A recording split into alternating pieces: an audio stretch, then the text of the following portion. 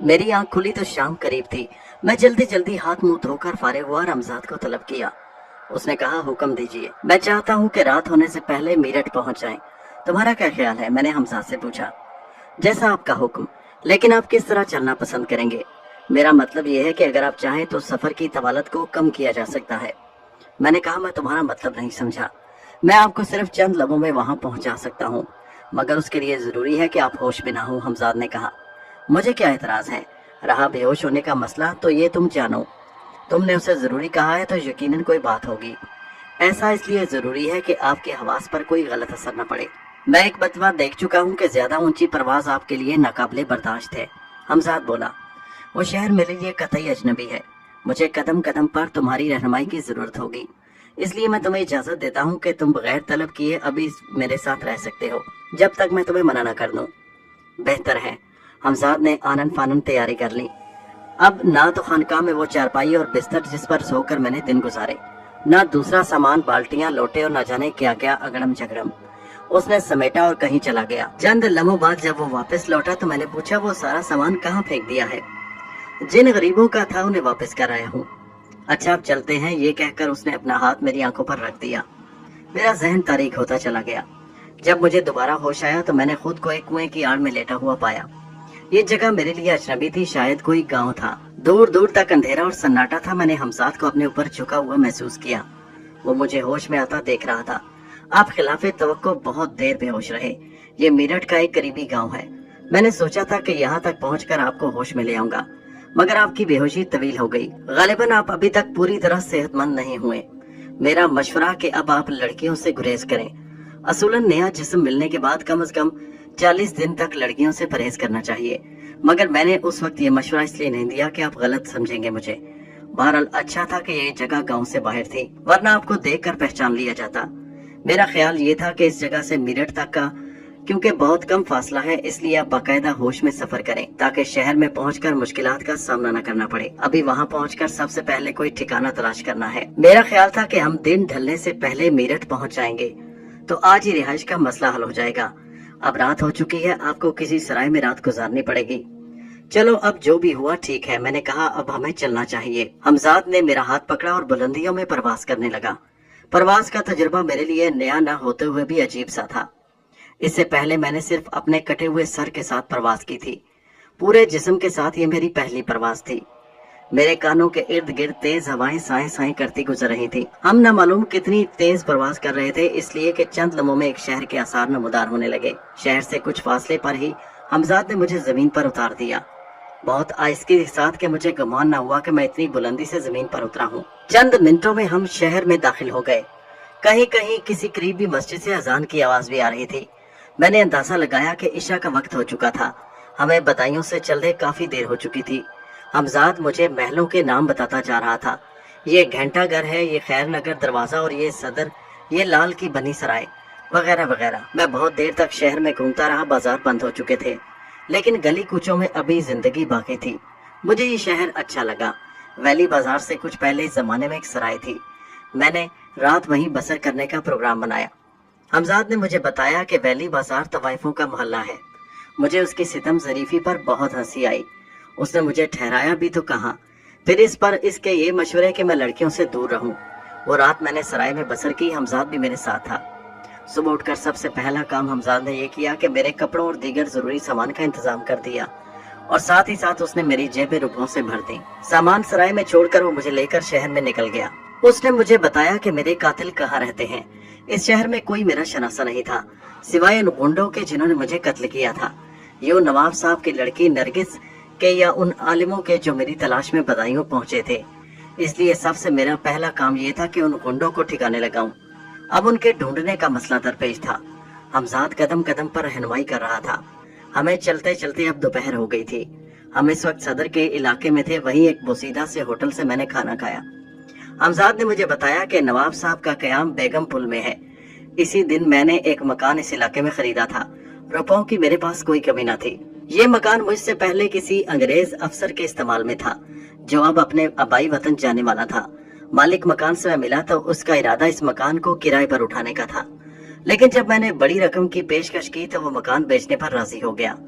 इस इलाके में मकान खरीदना दुश्वार काम था, इसलिए कि इस इलाके में ज्यादातर तबका उमरा की रिहाइश थी और ज्यादातर मकान उनके अपने थे। बहुत सी मसलहतें मेरे पेश नजर थी। एक तो यहाँ मकान लेने का सबब ये था कि नवाब साहब की कोठी यहाँ से बहुत करीब थी और दूसरा ये इलाका साफ सुथरा था। सर छुपाने के लिए जगह मिलने के बाद मुझे अब दूसरी बातें सूझी। उस दिन हमजाद ने इस मकान को आला दर्जे के साजो सामान से लैस कर दिया। ईरानी कालीन वो मेरी बदायूं वाली हवेली से उठा लाया था। आस पास रहने वाले लोग मुझसे कतई नाशना थे। मसलतन मालिक मकान को मैंने अपना नाम रशीद यार जंग बताया। उस पर मेरा यही तासुर कायम हुआ कि मेरा ताल्लुक भी ज़ाबीन के खानदान से है। मेरे घर के ठाट बाट अब किसी नवाब की हवेली से कम नहीं थे। इन सब हंगामों में रात हो गई। मगरिब की अजान के बाद मैंने हमजाद से कहा, किबला नवाब साहब की तो कुछ खबर लो, वो कैसे हैं? मेरे लहजे से हमजाद समझ गया कि मेरा मतलब क्या है। हमजाद के जाने के बाद मैंने उसका तस्वुर किया। मैंने देखा वो एक हवेली में दाखिल हो रहा है।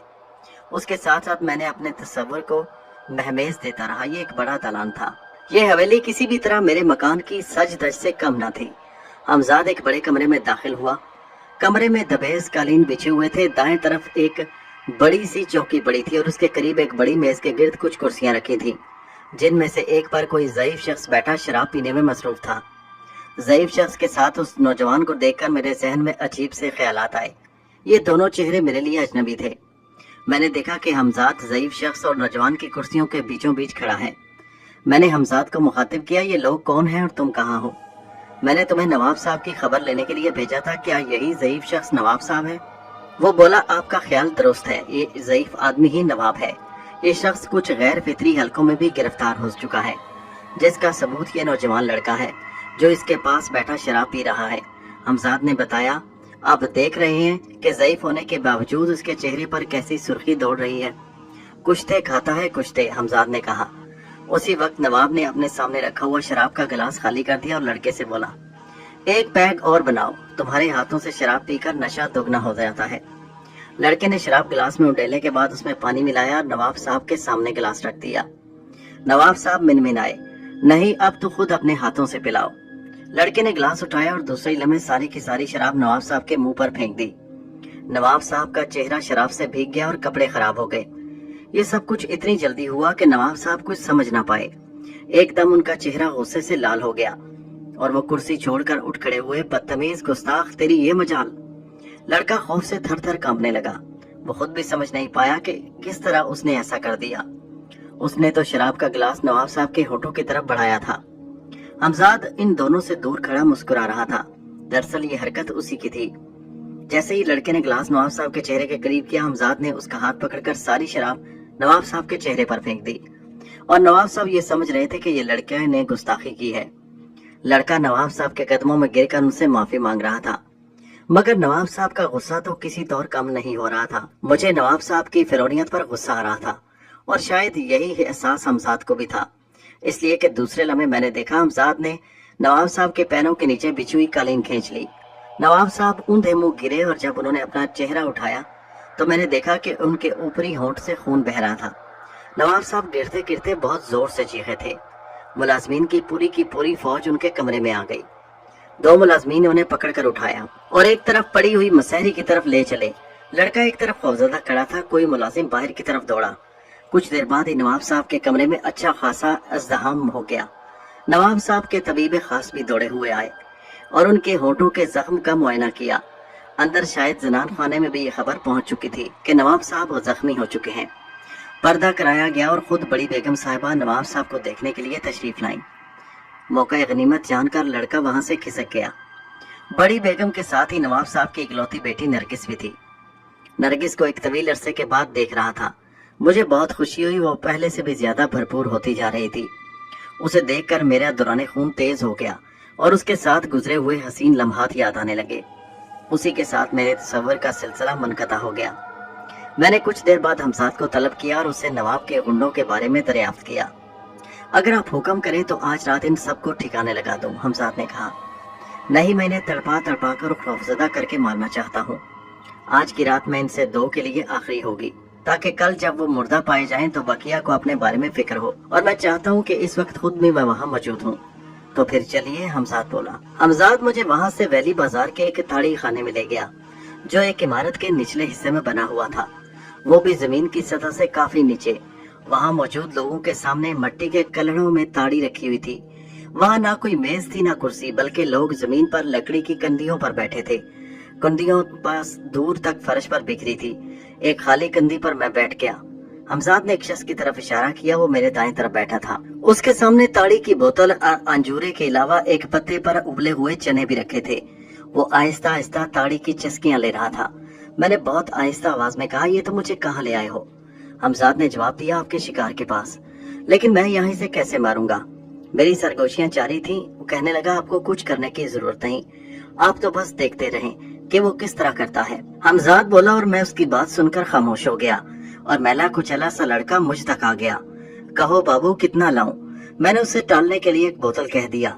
वो मेरा ऑर्डर लेकर सामने बने हुए काउंटर की तरफ चला गया, जिसे काउंटर कहना भी बस मुहाल ही था, इसलिए कि लकड़ी की गड़ोंची पर 3-4 बड़े बड़े मटके रखे थे, जिनमें टूंटियां फिट कर दी गई थी। इन मटकों के सामने बड़ी मूंछों वाला एक शख्स खड़ा कर दिया, जो इन मटकों में से ताड़ी सामने पड़ी हुई खाली बोतलों में भर रहा था, और कई मैले कुचैले लड़के बोतलें ग्राहकों को सप्लाई कर रहे थे। जिस शख्स की तरफ हमजाद ने इशारा किया तो उसका चेहरा मुझे कतई याद नहीं आया। दरअसल उस रात जिन हालात में मुझे कत्ल किया गया था, उसमें मुझे इतनी मोहलत नहीं मिली कि मैं अपने कातिलों के चेहरे ठीक तरह शनाख्त कर सकता। उस वक्त तो मुझे अपनी जिंदगी बचाने की फिक्र थी। अगर हमजाद अपनी पुरस्रार कुव्वतों के जरिए उनका पता ना लगा लेता तो मैं हमेशा उनसे लाइल्म रहता। वो शख्स मुझसे कुछ फासले पर ही इत्मीनान से ताड़ी पीने में मसरूफ था। अचानक ताड़ी खाने में मौजूद लोगों ने एक नाकाबिले यकीन मंजर देखा। चंद लम्हे तो यही समझे सब कि वो कुछ ज्यादा ही पी गए हैं, मगर उस शख्स की पै दर पे चीखों ने सब के आसान खता कर दिए। वो सब उसे अपनी आंखों के सामने मरता देख रहे थे, मगर कुछ नहीं कर सकते थे। वाकया ये था कि उस शख्स के करीब लकड़ी की कुंदी खुद ब खुद अपनी जगह से उठी और जोर से उसके सर से टकराई। वो शख्स चीख मारकर ऊंधा गिरा और उससे पहले कि वो उठता, वो कुंदी फिर फिजा में बुलंद हुई और उसके सर के पिछले हिस्से पर पड़ी। वो दोनों हाथ के बल उठा और फिर गिर पड़ा। उसका चेहरा लहूलुहान था। सर से मुस्तकिल बहने वाले खून ने उसका चेहरा भयानक कर दिया था। उसके इर्द गिर्द लोग खड़े हुए चीख रहे थे। उनकी समझ में नहीं आ रहा था कि उन्हें क्या हो गया। उनमें मैं भी था और बिल्कुल खामोश खड़ा उसे तड़पता देख रहा था। कुंदी एक बार फिर फिजा में बुलंद हुई और उसके साथ ही कई लोगों के मुंह से चीख निकल गई। कुंदी अब तेजी से नीचे आ रही थी। जमीन पर पड़ा हुआ शख्स अभी तक अपने होश में था। उसने चीख कर अपने दोनों हाथ ऊपर कर दिए, मगर वो उसकी जरब से न बच सका। इस मर्तबा कुंदी की जरब ने उसके चेहरे का भुर्दा बना दिया। फिर तो जैसे उसके चेहरे पर जरबों की बारिश हो गई और पे दर पे जरबों ने उसे बेहोश कर दिया, मगर उसकी बेहोशी उसे आने वाली मौत से न बचा सकी। चंद लम्हों बाद ही उसके सर का भेजा ताड़ी खाने के फर्श पर पड़ा हुआ था। लोग ये पुरस्कार कत्ल देकर अपने होशो हवास पर काबू न रख सके और चीखते चिल्लाते ताड़ी खाने से भागने लगे। हमजाद ने आहिस्ता से सरगोशी की, ऐसे में आप भी निकल चलिए, मैंने ये मौका गनीमत समझा। कुछ देर बाद ही मैं अपने मकान की तरफ जा रहा था। इस भयानक कत्ल ने मेरे असाब पर भी बुरा असर डाला था। हमजाद बोला और मैं उसकी बात सुनकर खामोश हो गया और मैला कुचला सा लड़का मुझ तक आ गया। कहो बाबू, कितना लाऊं? मैंने उसे टालने के लिए एक बोतल कह दिया। वो मेरा ऑर्डर लेकर सामने बने हुए काउंटर की तरफ चला गया, जिसे काउंटर कहना भी बस मुहाल ही था, इसलिए कि लकड़ी की गड़ोंची पर 3-4 बड़े बड़े मटके रखे थे, जिनमें टूंटियां फिट कर दी गई थी। इन मटकों के सामने बड़ी मूंछों वाला एक शख्स खड़ा कर दिया, जो इन मटकों में से ताड़ी सामने पड़ी हुई खाली बोतलों में भर रहा था, और कई मैले कुचैले लड़के बोतलें ग्राहकों को सप्लाई कर रहे थे। जिस शख्स की तरफ हमजाद ने इशारा किया तो उसका चेहरा मुझे कतई याद नहीं आया। दरअसल उस रात जिन हालात में मुझे कत्ल किया गया था, उसमें मुझे इतनी मोहलत नहीं मिली कि मैं अपने कातिलों के चेहरे ठीक तरह शनाख्त कर सकता। उस वक्त तो मुझे अपनी जिंदगी बचाने की फिक्र थी। अगर हमजाद अपनी पुरस्रार कुव्वतों के जरिए उनका पता ना लगा लेता तो मैं हमेशा उनसे लाइल्म रहता। वो शख्स मुझसे कुछ फासले पर ही इत्मीनान से ताड़ी पीने में मसरूफ था। अचानक ताड़ी खाने में मौजूद लोगों ने एक नाकाबिले यकीन मंजर देखा। चंद लम्हे तो यही समझे सब कि वो कुछ ज्यादा ही पी गए हैं, मगर उस शख्स की पै दर पे चीखों ने सब के आसान खता कर दिए। वो सब उसे अपनी आंखों के सामने मरता देख रहे थे, मगर कुछ नहीं कर सकते थे। वाकया ये था कि उस शख्स के करीब लकड़ी की कुंदी खुद ब खुद अपनी जगह से उठी और जोर से उसके सर से टकराई। वो शख्स चीख मारकर ऊंधा गिरा और उससे पहले कि वो उठता, वो कुंदी फिर फिजा में बुलंद हुई और उसके सर के पिछले हिस्से पर पड़ी। वो दोनों हाथ कि बल उठा और फिर गिर पड़ा। उसका चेहरा लहूलुहान था। सर से मुस्तकिल बहने वाले खून ने उसका चेहरा भयानक कर दिया था। उसके इर्द गिर्द लोग खड़े हुए चीख रहे थे। उनकी समझ में नहीं आ रहा था कि उन्हें क्या हो गया। उनमें मैं भी था और बिल्कुल खामोश खड़ा उसे तड़पता देख रहा था। कुंदी एक बार फिर फिजा में बुलंद हुई और उसके साथ ही कई लोगों के मुंह से चीख निकल गई। कुंदी अब तेजी से नीचे आ रही थी। जमीन पर पड़ा हुआ शख्स अभी तक अपने होश में था। उसने चीख कर अपने दोनों हाथ ऊपर कर दिए, मगर वो उसकी जरब से न बच सका। इस मर्तबा कुंदी की जरब ने उसके चेहरे का भुर्दा बना दिया। फिर तो जैसे उसके चेहरे पर जरबों की बारिश हो गई और पे दर पे जरबों ने उसे बेहोश कर दिया, मगर उसकी बेहोशी उसे आने वाली मौत से न बचा सकी। चंद लम्हों बाद ही उसके सर का भेजा ताड़ी खाने के फर्श पर पड़ा हुआ था। लोग ये पुरस्कार कत्ल देकर अपने होशो हवास पर काबू न रख सके और चीखते चिल्लाते ताड़ी खाने से भागने लगे। हमजाद ने आहिस्ता से सरगोशी की, ऐसे में आप भी निकल चलिए, मैंने ये मौका गनीमत समझा। कुछ देर बाद ही मैं अपने मकान की तरफ जा रहा था। इस भयानक कत्ल ने मेरे असाब पर भी बुरा असर डाला था। अभी ज्यादा रात ना हुई थी, लेकिन मैंने महसूस किया कि मुझे आराम की सख्त जरूरत है। अभी मैं अपने मकान से कुछ दूर ही था कि एक नौउम्र लड़के के हमरा एक बुर्का पोश लड़की एक मकान के दरवाजे से अंदर दाखिल हुई। लड़का भी मकान के बाहर ही था कि लड़की ने पलटकर उससे कुछ कहा और उसी वक्त मैंने उसकी एक झलक देख ली, और वो एक झलक ही मुझे पागल बना देने के लिए काफी थी। मुमकिन है उसने मुझे देखा हो, लेकिन मुझे उस वक्त ये होश ही ना था। वो चली भी गई और मैं उसी तरफ देखता रहा। मकान का दरवाजा बंद हो गया, मगर मैं अभी भी बीच सड़क खड़ा था। हमजाद उस वक्त भी मेरे साथ था। उसने मेरी ये हालत देखी तो बोला, जानते हैं ये कौन है? मैं एकदम चौंक कर बोला, क्या तुम उससे वाकिफ हो? अभी अभी आपकी ये हालत देखकर मालूम किया है। इसका नाम माँ पारा है और ये नवाब साहब के तबीब खास इरशाद अहमद साहब की लड़की है। क्या? मैं उछल पड़ा। तबीब खास की लड़की? फिर तो मजा आ गया। मुझे क्या खबर थी कि जालिम ने अपने घर में ऐसे हीरे छुपा रखे हैं। अब आप चलेंगे या रात होने का यही इंतजार करेंगे? हमजाद ने मुझे छेड़ा। वो मेरी दिली कैफियत से आगाह हो चुका था। ये मैं ही जानता हूँ कि मैंने रात का किस बेचैनी से इंतजार किया। जब हर तरफ सन्नाटा छा गया तो मैंने हमजाद को तलब किया। अब तो बहुत देर हो चुकी है, वो सो चुकी होगी, उठा लाओ। सब्र कीजिए, अभी तबीब खास जाग रहा है। वो नवाब के लिए कोई दवा बनाने में मसरूफ है और माँ पारा का कमरा उसके करीब है। हमजाद ने मुझे आगाह किया। जैसे ही उसने अपना काम खत्म किया, मैं यहाँ से रवाना हो जाऊंगा। कुछ देर और इंतजार कर लीजिए। मैं बेचैनी से कमरे में टहलने लगा। कुछ देर बाद हमजाद ने मुझे बताया कि वो माँ पारा को लेने जा रहा है। मेरा दिल जोर जोर से धड़क रहा था। चंद ही लम्हों बाद उसने मेरे बिस्तर पर उस सरापाए क़यामत को ला के लिटा दिया। न जाने वो लड़कियों को कितनी आहिस्तगी से उठाकर लाता था, मगर खिलाफे मामूल उनकी आंख हमेशा मेरे पास ही आकर खुलती थी। मैं बिस्तर की तरफ पड़ा, लेकिन खिलाफे मामूल आज पहली मर्तबा एहसास हुआ कि मैं जैसे ही बिस्तर की तरफ बढ़ा, लड़की एकदम बिस्तर पर उठकर बैठ गई। वो अपनी बड़ी बड़ी हिरनी जैसी आंखों से मुझे देख रही थी। उसकी आंखों में एक अजीब सा सहर था। वो आंखें आम आंखों से कतई मुख्तलिफ थी। मैंने कुछ कहना चाहा, मगर मेरे अल्फाज हलक में ही घुट कर रह गए। वो बोली, सुनो, तुम जो कोई भी हो, इससे मुझे कोई गर्ज नहीं, लेकिन मैं तुम्हें ये बता देना चाहती हूँ कि आज तक कोई मर्द बगैर मेरी मर्जी के मुझे हाथ लगाने में कामयाब नहीं हुआ। तुमने जबरदस्ती मेरी नींद खराब की और मेरे खिलाफ मर्जी मुझे यहाँ उठवाया। तुम अगर आम हालात में मुझे मिलते तो मुमकिन था मैं खुद तुम्हारी मर्दाना वजाहत देखकर तुम्हें अपना जिस्म सौंप देती, लेकिन अब ये मुमकिन नहीं है, कतई नामुमकिन है। मैं उसकी बातें सुनकर शशतर रह गया। इस तरह साफ और सच्ची गुफ्तगू मैंने आज तक किसी लड़की से नहीं सुनी थी। और फिर उसका मजबूत लहजा, जैसे वो एक एक लफ्ज सच्चा बोल रही हो। उसके लहजे से उसके इरादे की पुख्तगी का पता चलता था। मैंने दिल ही दिल में सोचा, मुमकिन है ये लड़की मुझे बेवकूफ बना रही हो। यही सोचकर मैं उसकी तरफ बढ़ा। वो मुझे अपनी तरफ आता देखकर हाथ उठाकर बोली, मैं कहती हूँ रुक जाओ। जो शब्द तुम जानते हो उनसे मैं भी वाकिफ हूँ। फिर मैं जब ना रुका तो उसने कहा, ठीक है, आओ मेरे करीब आओ, तुम्हें खुद मेरी ताकत का अंदाजा हो जाएगा। हाँ लो, पकड़ो मेरा हाथ। अब मुझे भी उसकी दीदा दलेरी पर गुस्सा आ गया और मैंने आगे बढ़ते हुए हाथ को अपनी तरफ खींचना चाहा, लेकिन जैसे ही मेरा हाथ उसके हाथ से मस हुआ, मुझे बहुत जोर का झटका लगा, जैसे मैंने बिजली के किसी नंगे तार को छू लिया हो। वो मुझे जमीन पर गिरता देखकर जोर से हंसी। बस खत्म होगी मर्दानगी, मैं जा रही हूँ, अगर रोक सकती हो तो रोक लो।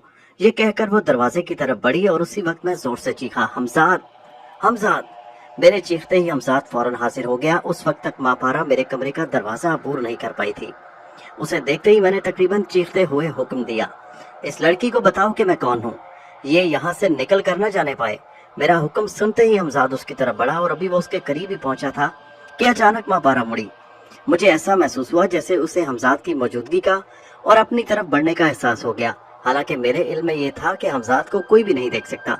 कहने को तो वो सिर्फ चंद लम्हे थे, मगर मैं वो चंद लम्हे कभी नहीं भूल सकता। उसकी एक एक तफसील मुझे याद है। जैसे ही मापारा हमजाद की तरफ मुड़ी, मैंने देखा कि हमजाद के बढ़ते हुए कदम रुक गए और उसी लम्हे मैंने मापारा की आंखों में एक चमक सी देखी। मैं उसी वक्त उसकी आंखों की तरफ देख रहा था। मेरी आंखों के सामने अंधेरा सा छा गया। मेरी कैफियत उस वक्त बिल्कुल ऐसी थी जैसे मैंने सूरज की तरफ देख लिया हो। मापारा की आंखों में ऐसी तेज चमक थी कि कुछ देर के लिए मेरी बसारत नाकारा हो गई। जब मैं दोबारा कुछ देखने के काबिल हुआ तो कमरे में कोई नहीं था, ना वहाँ हमजाद था और ना मापारा। मुझे कुछ देर पहले गुजरे हुए वाकयात एक ख्वाब की तरह महसूस होने लगे। क्या ये मुमकिन है कि वो हमजाद की दस्तरस से भी बाहर हो? मेरे जहन में बार बार ये सवाल गूंजता रहा। इससे पहले तो कभी ऐसा नहीं हुआ। आखिर उस लड़की में ऐसी कौन सी कुव्वत थी जिसने मुझे पीछे धकेल दिया?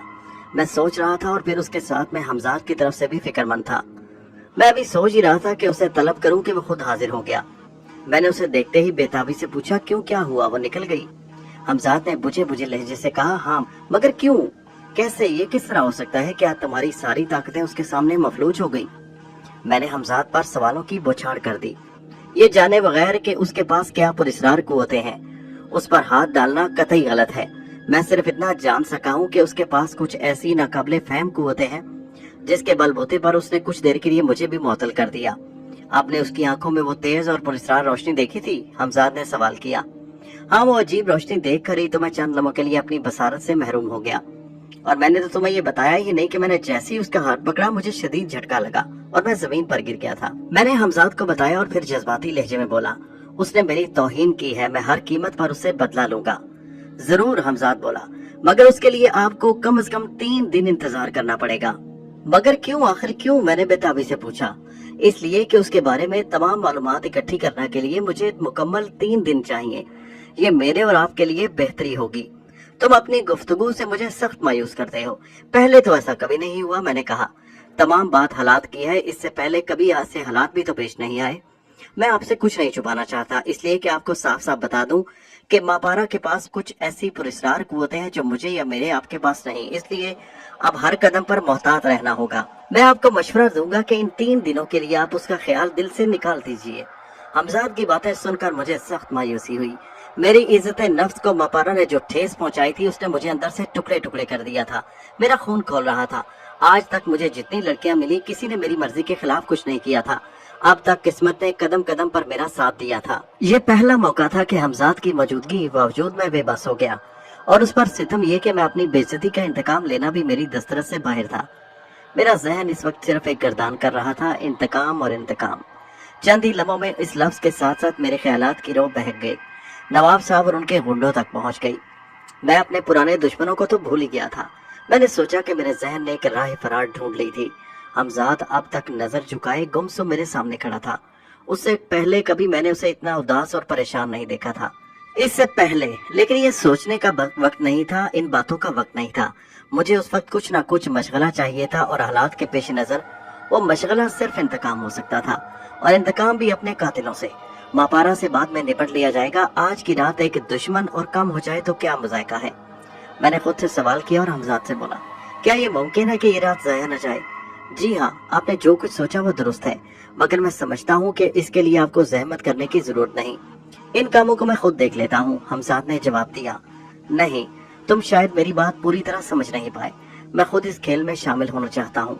मैं उसे अपनी आंखों के सामने तड़प तड़प कर मरता हुआ देखना चाहता हूँ, जिसकी शायद मैंने एक झलक देखी हो। तो फिर चलिए। मगर कहाँ? नवाब साहब के गुंडों में से एक लाल कुर्ती में रहता है। आज वही सही, हमजाद ने कहा। वो है कौन? मैंने पूछा। वो मेरठ के बड़े बदमाशों में से एक है। लाल कुर्ती में ही उसकी कच्ची शराब की एक भट्टी है। वो इतना अयार और होशियार है कि तन्हा रहता है और अपने साए पर भी भरोसा नहीं करता। उसे नवाब साहब की पुश्त पनाही हासिल है, इसलिए आज तक कानून के हाथ भी उन तक पहुंचने में कामयाब नहीं हुए।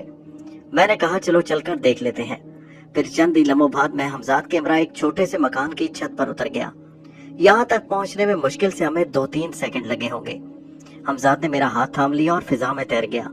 छत से एक जीना नीचे की तरफ जाता था, जो घर के आंगन में जाकर खत्म हो गया। मैं उसी जीने से नीचे उतरकर घर के आंगन में आ गया। हमजाद मेरे साथ साथ था।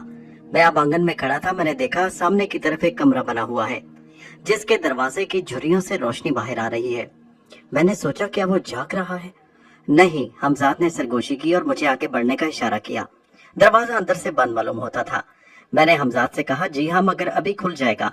हमजाद ये कहकर मेरे देखते ही देखते उस बंद दरवाजे से गुजरकर कहीं गायब हो गया। मैं हैरान सा ये सब कुछ देखता रहा।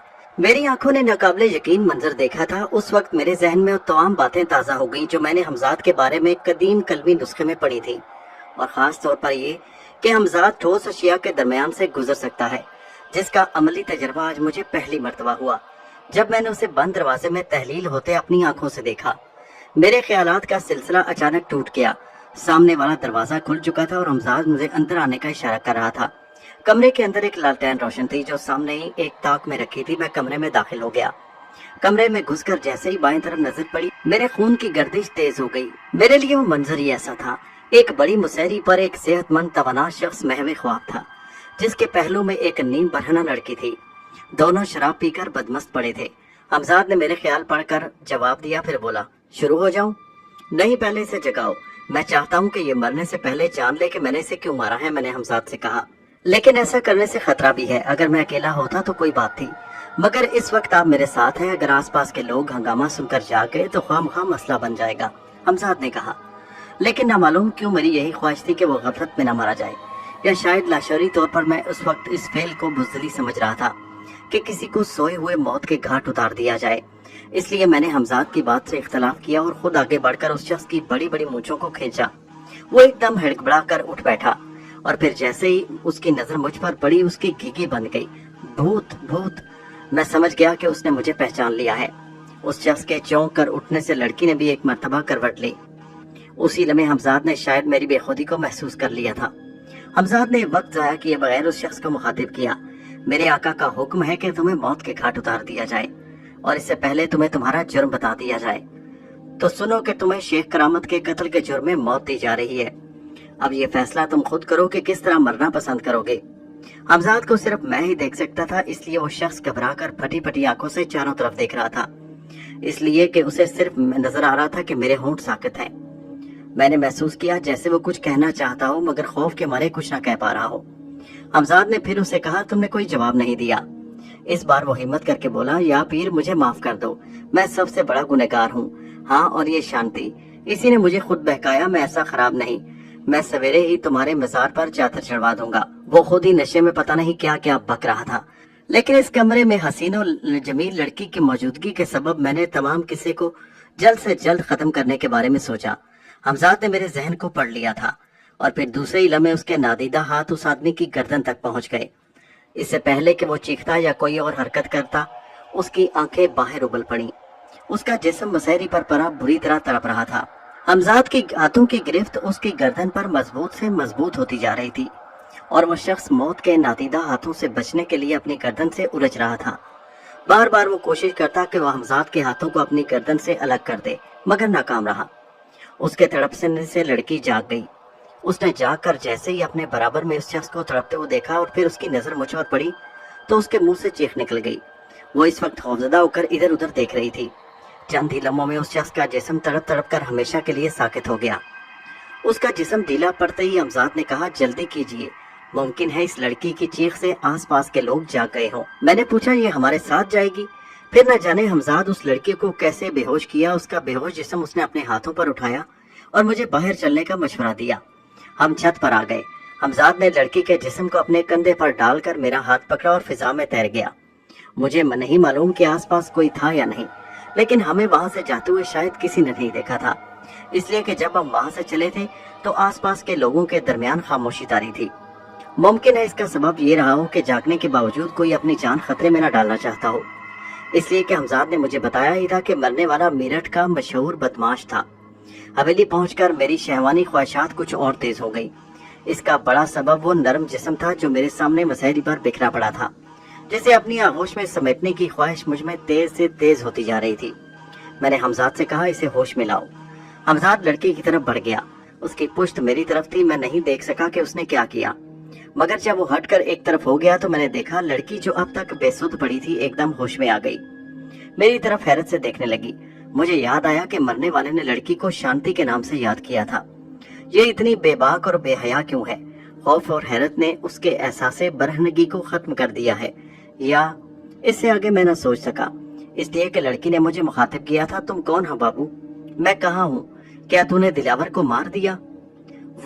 मगर वो हकलाने लगी।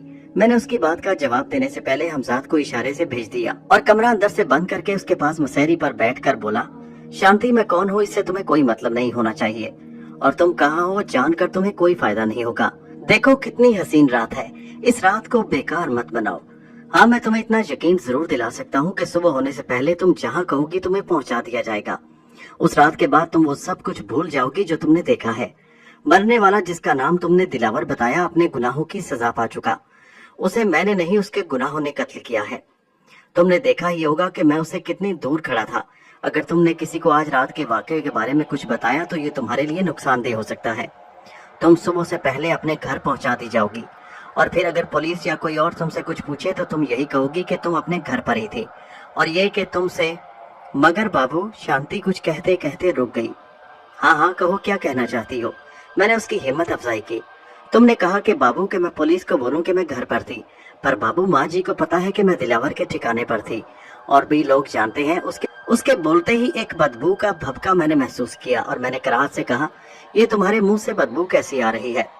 हमने शाम को दारू पिया था बाबू। वो अजीब भोलपन से बोली, जैसे शराब पीना कोई बात ही ना हो। अच्छा, तो तुम शराब पीती हो?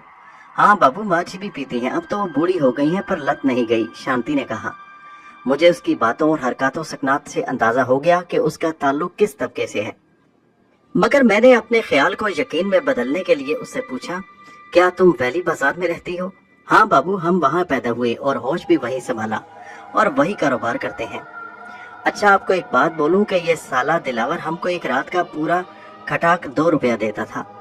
अबे ऐसा गाहक कहाँ मिलता। खैर, अब तुम उसे भूल जाओ, हम तुम्हें माला माल कर देंगे, तुम हमें पसंद आई हो।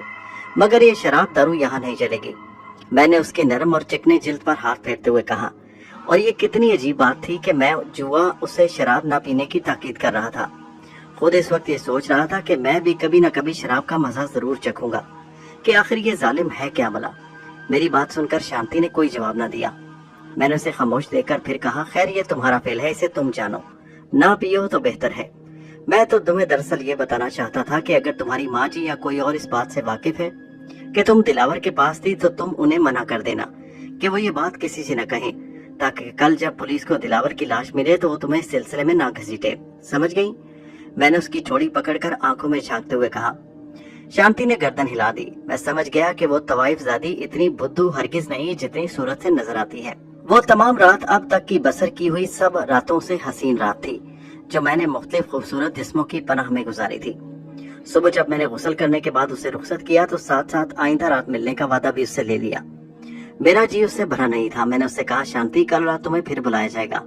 मैंने तुमसे जो कुछ कहा है उसका ख्याल रखना। और ये कहकर मैंने अपनी जेब में हाथ डाला और जितने रुपए मुट्ठी में आए उसकी तरफ बढ़ा दिए।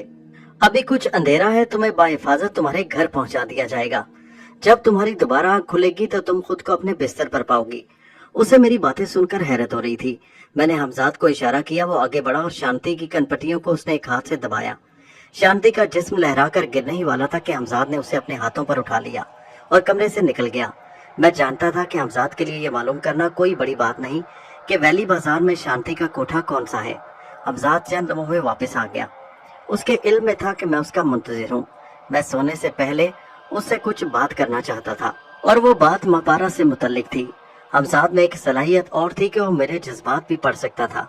मैं जिस उलझन में होता, जो कुछ सोचा, वो उससे बाखबर होता। इसलिए अगर कभी मैं उसे ना बुलाता तो वो मेरी इजाजत के बगैर हाजिर हो जाता और मुझे मशवरा देता। इस बात का तजर्बा मुझे कई मरतबा हो चुका था। इसलिए जब वो शांति को लेकर जा रहा था मैंने उससे कोई बात नहीं की, क्योंकि मैं जानता था वो बाखबर है कि मुझे उससे कुछ अहम गुफ्तगू करनी है। वो आते हुए बोला, मैंने आपसे अर्ज किया था महाबारा के बारे में तमाम मालूमात हासिल करने के लिए मुझे 3 दिन की मुकम्मल जरूरत है। मुमकिन है मुझे इस सिलसिले में शहर से भी बाहर जाना पड़े।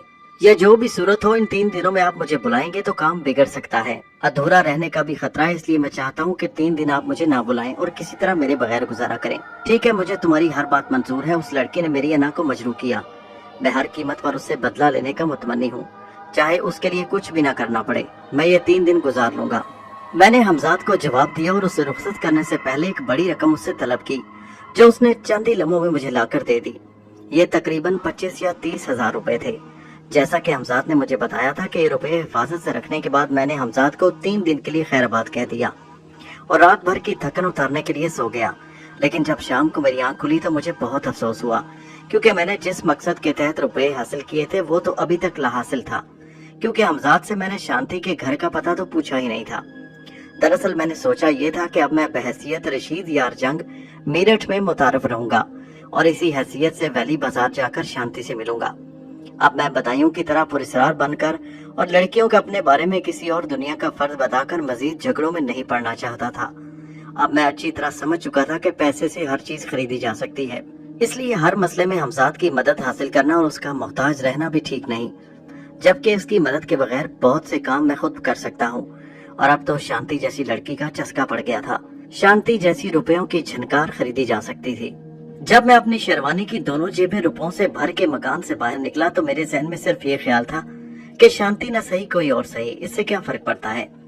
उस दिन पहली मर्तबा मैंने अपने अंदर एक और ही शेख करामत को बेदार होते महसूस किया। शांति ने एक रात में ही मुझे बहुत कुछ बदल दिया था। मैंने एक यक्का किया और वैली बाजार पहुंच गया। जिस्मों का बाजार, हर बालकनी पर एक से एक हसीन चेहरा, एक से एक गुदास बदन। उन दिनों तवाइफों में भी एक हुस्न था, एक रख रखाव, एक तहजीब थी। मैंने पूरे बाजार का चक्कर लगाया मगर किसी झरोके में वो चांद नजर नहीं आया जिसकी मुझे तलाश थी। शांति न जाने किस घर में थी।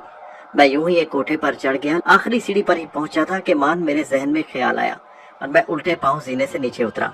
अपनी हिमाकत पर मुझे खुद हंसी आ रही थी। दरअसल हमजाद की गैर मौजूदगी ने और फिर उस एहसास ने कि 3 दिन तक मैंने उससे कोई मदद नहीं लेनी, मेरे हवास गुम कर दिए थे।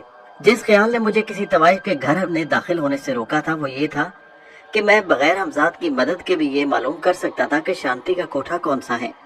मैं अपने तस्वुर की कुव्वत को तो भूल ही बैठा था। मैं जीने से उतरकर सड़क के एक तरफ खड़ा हो गया जहाँ एक 12 साल लड़का फूलों के हार लोगों को फरोख्त कर रहा था। मैंने आंखें बंद करके शांति का तस्वुर किया। छन छन वो शांति थी या बिजली कूदी थी। मैंने देखा कि तबले की थाप पर उसके जिस्म का एक एक हिस्सा थिरक रहा था। ये एक बड़ा सा कमरा था जिसमें दीवारों के सहारे गाँव तकिए लगे थे। कुछ ज़ईफ और कुछ नौजवान शांति का रक्स देख रहे थे। एक तरफ सादो सामान के करीब एक बूढ़ी औरत अच्छे कपड़ों में मलबूस बैठी थी, जो अब भी सूरत और शक्ल और जिस्म में बुरी नहीं थी। मैंने अंदाजा लगाया कि यही शांति की माँ जी है। मैं इस अजनबी माहौल में खोसा गया और उस वक्त चौंका जब किसी ने मेरा हाथ पकड़कर कहा, क्यों हाफिज जी, क्या सड़क पार करा दूं? मेरे तस्वुर का सिलसिला मुनक़ता हो गया। मुझे उस नौजवान का ये फिक्रा सुनकर हंसी भी आई और गुस्सा भी। वो कमबख्त मेरे आंखें मीच कर एक तरफ खड़े होने से जायज ये समझा था कि मैं अंधा हूँ। मैंने आंखें खोलकर उसका जायजा लिया। रेशमी तहमत और लखनवी कुर्ते में नया नया शौकीन लग रहा था। मैं अपना गुस्सा पी जाना ही मुनासिब समझा और नौजवान से बोला, कुछ नहीं भाई, जरा कुछ सोच रहा था, तुम्हारा शुक्रिया। किसी तरह उस नौजवान को टाल कर मैं आगे बढ़ा। कुछ लम्हे पहले पेश आने वाले वाक़े पर मुझे खुद हंसी आ रही थी। मैं अब हर कोठे के नीचे एक लम्हा रुकता, कोठे के अंदर का तस्वुर करता और आगे बढ़ जाता। आखिर मैंने शांति का कोठा तलाश कर ही लिया। मैं ऊपर चढ़ गया। महफल अभी तक किसी तरह जमी थी। मैं दबे पांव आगे बढ़ा और जूते उतार कर एक तरफ खामोशी से बैठ गया। अभी मैं संभल कर बैठने भी न पाया था कि शांति से मेरी नजरें मिली और फिर तो वो जैसे पत्थर की हो गई। उसके ऊपर उठे हुए हाथ ऊपर ही रह गए, कदम जैसे जम गए। मैं बहरहाल उसके लिए भी पुरस्कार शख्सियत था। गैर मुतवक्किर तौर पर मुझे अपने कोठे पर देखकर शशतर रह जाना कुदरती बात थी। दूसरे तमाम भी शांति की ये हालत देखकर हैरान रह गए। वो कभी मेरी तरफ देखते, कभी शांति की तरफ, जिसकी नजरें मुझ पर जमी थी। ये चंद लम्हे थे मगर मुझे ऐसा महसूस हुआ कि जैसे शांति सदियों से इसी तरह पत्थर बनी खड़ी है। वो इस अंदाज में बहुत हसीन लग रही थी और मैं भी जैसे उसमें खोकर रह गया। सांस खामोश हो चुके थे।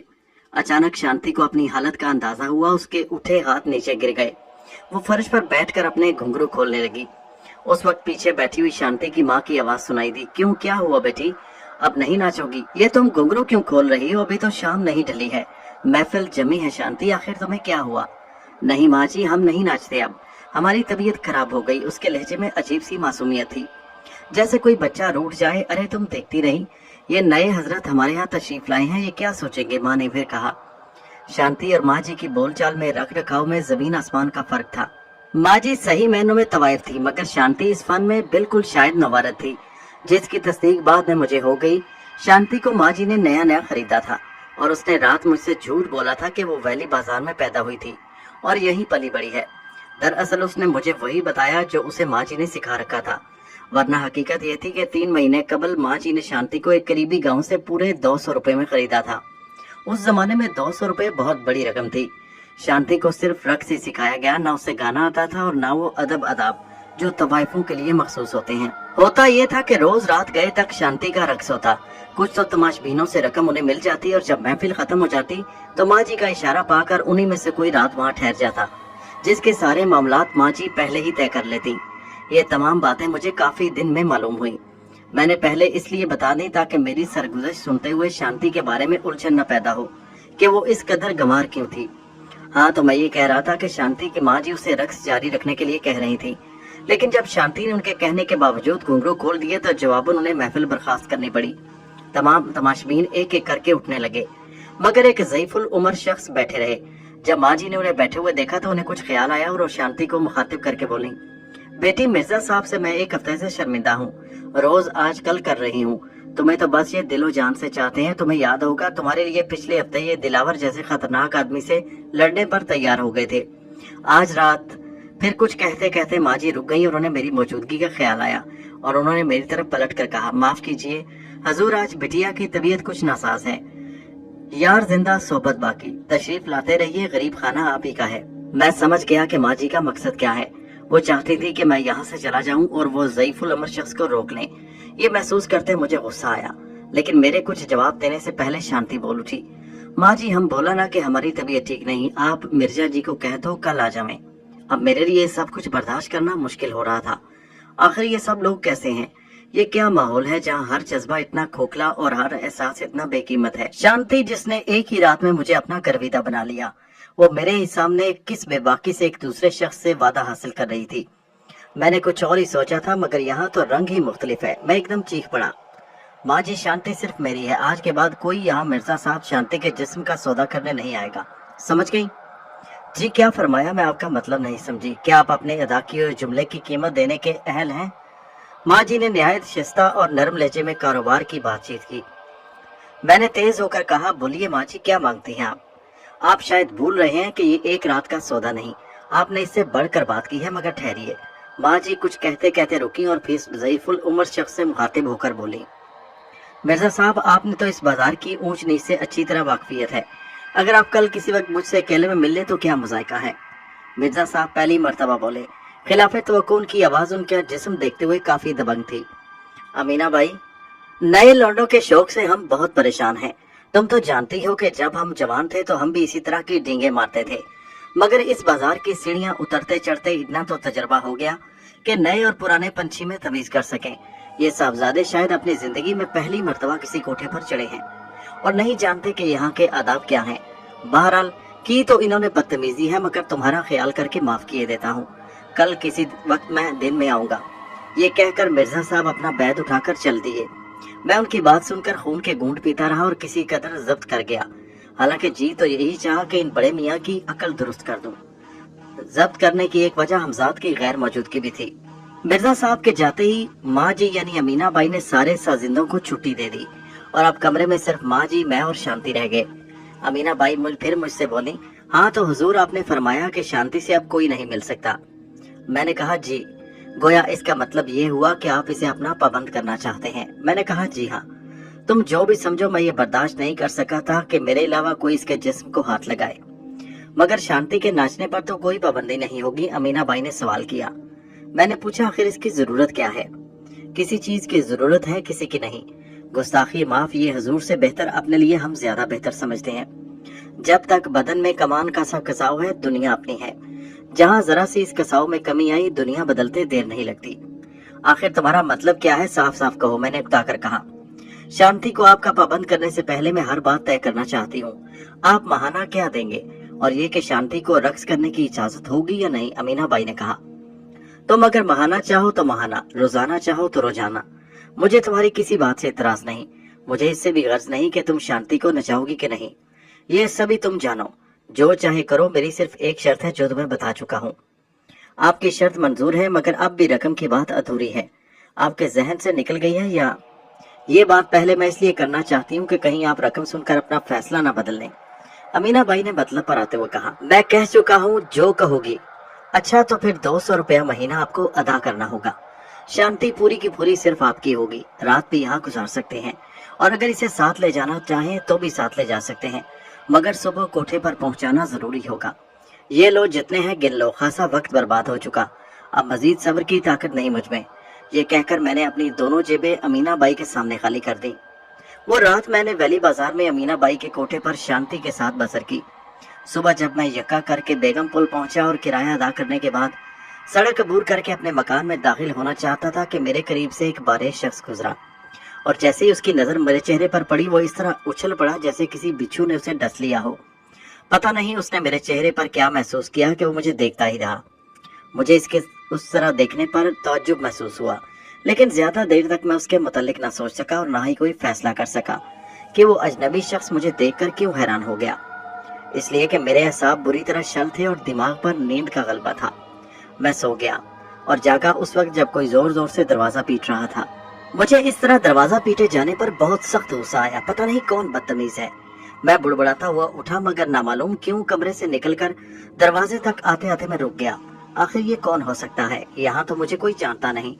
उसी लम्हे ना जाने क्या सोचकर मैंने आंखें बंद कर ली और बाहर के दरवाजे का तस्वुर किया। मैंने देखा कि पुलिस वाले चंद आदमियों के साथ वही बारिश शख्स मौजूद था। मेरे जहन की गर्दान खतरा और ये सोचते ही मुझे वो रात याद आ गई जब मुझे कत्ल किया गया था। मैंने बगैर वक्त जाया किया और ये जाने बगैर कि क्या मामला है यहाँ से फरार हो जाने का सोचा। जल्दी जल्दी उल्टे सीधे कपड़े पहनकर और जेबों में ऊपर तक रुपए ठूंसकर मैं मकान के पिछले दरवाजे से गलियों में काफी दूर तक निकल गया और फिर एक सड़क पर निकलकर यका किया और यक्के वाले से वैली बाजार कहकर फिर ख्यालों में खो गया। हमजाद की गैर मौजूदगी में ये बहुत जरूरी था कि मैं कदम कदम पर मोहताज चलूं। काफी सोचने के बाद सिर्फ एक नतीजा अखज कर सका और वो ये कि जिस बारिश शख्स ने मुझे सुबह देखा था वो मुझे पहचानता है।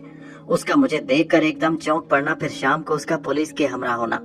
इन तमाम बातों से सिर्फ यही नतीजा निकलता है कि जो हर चंद के मेरे लिए खतरनाक था, मगर मैं बहरहाल उसकी तस्दीक कर लेना चाहता था और उसके लिए जरूरी था कि मुझे फिलहाल कहीं पनाह मिल जाए, जिसके लिए शांति के कोठे से बेहतर फिलहाल और कोई जगह न थी। मैं शांति के कोठे पर पहुंचा तो वो अभी तक सोई हुई थी। उस वक्त शायद शाम के 4 बजे थे। अमीना बाई ने मेरा इस्तकबाल किया। सुबह यहाँ से रवाना होते उसने बताया था कि मेरा नाम रशीद यार जंग है और मैं जमशेदपुर के नवाब का लड़का हूँ और अपने बाप की किसी बात से खफा होकर मेरठ आ गया हूँ। अमीना बाई ये तमाम बातें सुनकर बड़ी खुश हुई। उसने पेशकश की थी कि मैं मुस्तकिल मेरठ में रह जाऊं, वो हर तरह से मेरे काम आएगी। इसलिए सरे शाम मुझे देखकर वो भाग भाग हो गई। उसने फौरन ही शांति को एक मुलाजिम से जगवा दिया। शांति मुझे इतनी जल्दी दोबारा देखकर हैरान रह गई और एक खास अदा से बोली, बाबू तुम्हारा जी ना लगता होगा अपने घर में। मैं क्या जवाब देता? उसकी बात सुनी अनसुनी करके मैंने अमीना बाई से कहा, शांति दरअसल ठीक ही कहती है, मैं अकेला हूँ, इसलिए घर अकेला काटने काट खाने को दौड़ता है। फिर ये कि बगैर शांति के मैं अपने आप को अधूरा अधूरा महसूस करता हूँ। अगर तुम एतराज ना करो तो कुछ दिन यहाँ रुक जाऊं। अरे ये तो हमारी इज्जत अफजाई है कि आपने गरीब खाने को इस काबिल समझा। अमीना बाई ने ताइफों के आम हथकंडे मुझ पर इस्तेमाल करने शुरू कर दिए। दरअसल अभी मैं सही तरह आराम ना कर पाया। मैं कुछ देर और आराम करना चाहता हूँ, फिर नहा धोकर जरा महफिल में बैठूंगा, इसलिए कि अब शाम ढल रही है और तुम्हें तो महफिल बहरहाल जमानी है, मैंने अमीना बाई से कहा। उस वक्त मुझे नींद बिल्कुल नहीं आ रही थी, मगर मुझे कुछ देर के लिए तखय्युल यानी तन्हाई चाहिए थी, ताकि मैंने अपने जहन में जो नतीजा निकाला था उसकी तस्दीक कर सकूं। शांति मुझे अंदर ले जाकर एक आरास्ता कमरे में छोड़ आई। उस कमरे में भी एक मुसहरी बिछी थी। मैंने अंदर से कवाड़ लगाई और मुसहरी पर लेट गया।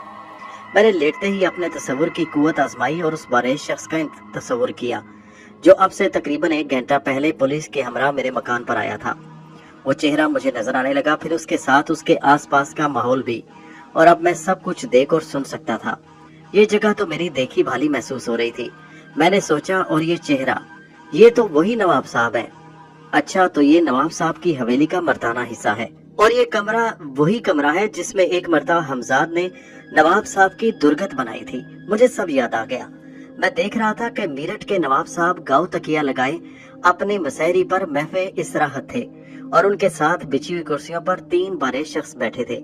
उनमें से एक नवाब साहब के तबीब खास थे और एक चेहरा मेरे लिए कतई अजनबी था और एक वही बारे शख्स था जिसे मैंने सुबह देखा था। तो मेरा ख्याल दुरुस्त था। मैंने सोचा अब मैं उनके दरमियान होने वाली गुफ्तगू को भी गौर से सुनूं। तबीब खास कह रहा था, नवाब साहब, फसाहत साहब ने जो कुछ कहा वो बड़ी अजीब सी बात है। अब तक मेरे इल्म में ऐसा कोई वाकया नहीं आया। शेख करामत को तो कत्ल किया जा चुका है और इस बात को काफी अरसा हो चुका है। फिर यह कि उसके कत्ल की तस्दीक भी कराई जा चुकी है। मैं खुद को इस बात पर आमादा नहीं कर पा रहा कि यकीन करूं कि वो जिंदा बच गया है या दोबारा जिंदा हो गया।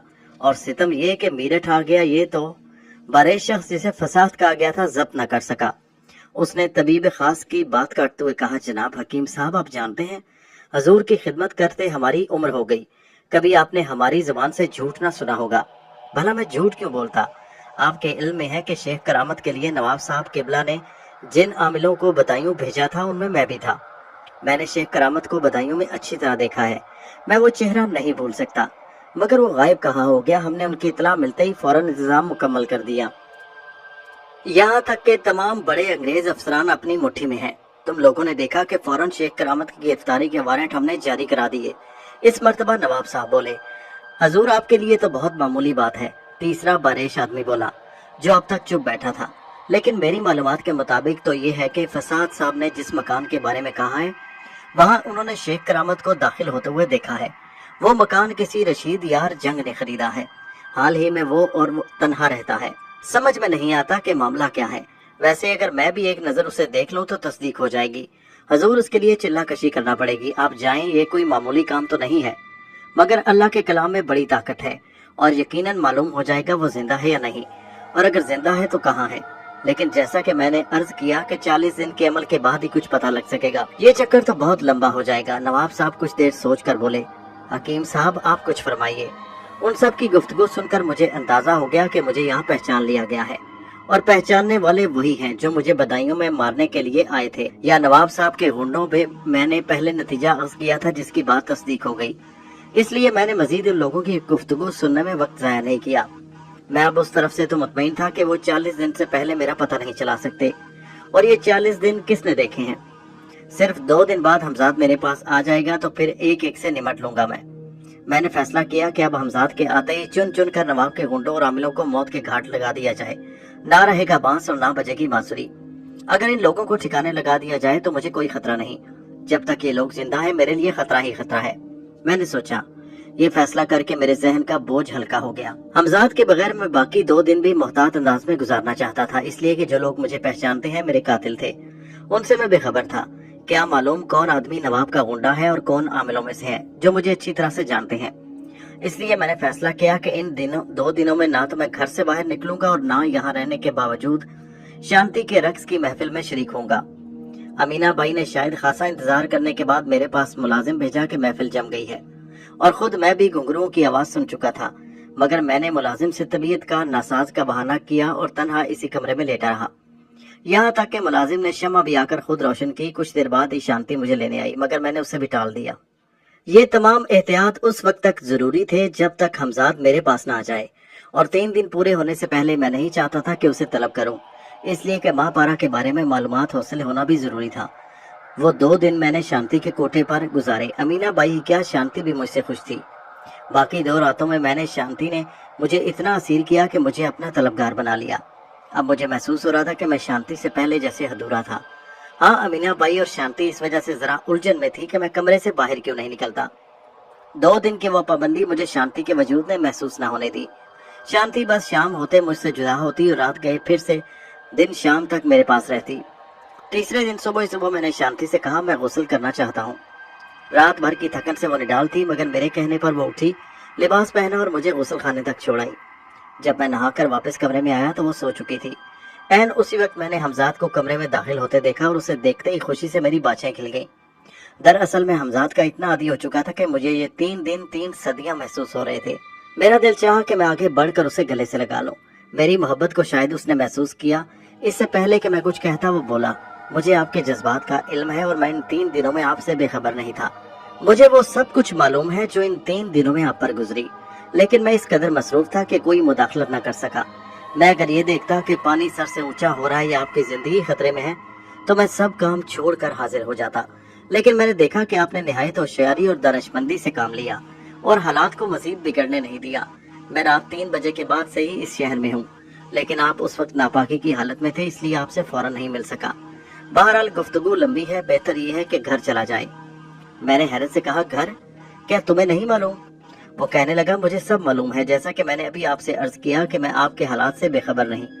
हमजाद ने मेरी बात काट कर कहा, फिर ये कि अब इस शहर में आपको पहचानने वाला एक भी शख्स जिंदा नहीं।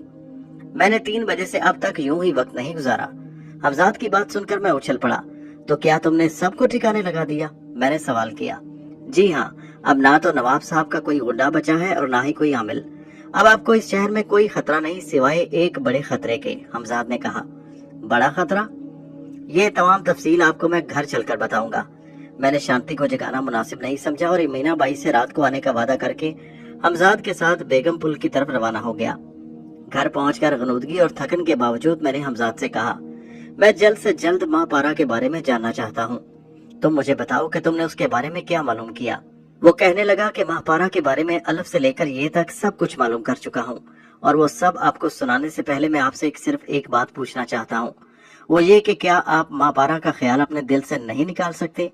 हमजाद ने कुछ झिझकते हुए कहा, अरे क्या कह रहे हो? क्या मैं अपनी बेइज्जती भुला दूं? एक लड़की के सामने सर झुका दूं? ये नहीं हो सकता, हरगिज नहीं हो सकता। तुम मुझे बताओ कि तुम्हें उसके बारे में क्या मालूम पड़ा। मैंने नरम लहजे में कहा, मेरे और आपके लिए बेहतर तो यही है कि हम इस फितने को ना छेड़ें, लेकिन आपने इसको अना का मसना बना लिया तो आपको जरूर बता देना चाहता हूँ कि इस तरह ना सिर्फ आपकी जिंदगी खतरे में पड़ने का खतरा है, बल्कि मुझे भी बड़े नुकसान पहुंच सकते हैं। मसलन मेरी तमाम कुव्वतें सल्ब कर ली जाएंगी, मैं नकारा या बेकार हो जाऊंगा। मैं आपको हर बात से आगाह किए दे रहा हूँ।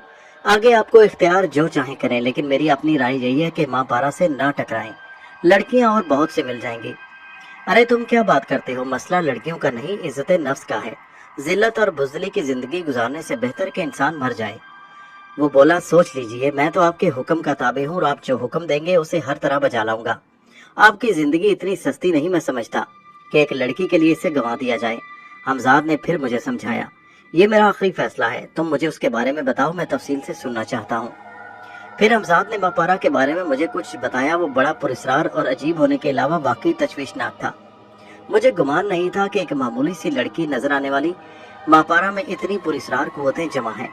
हमजाद मुझे जो कुछ बता रहा था वो ये था, माँ पारा के वालिद यानी नवाब साहब के तबीब खास इरशाद अहमद खान ने अपनी जवानी के अयाम में मौजूद नवाब के वालिद बुजुर्गार के हमरा एक दूर दराज इलाके में सफर किया। तबीब खास की उम्र उस वक्त 16-17 साल थी।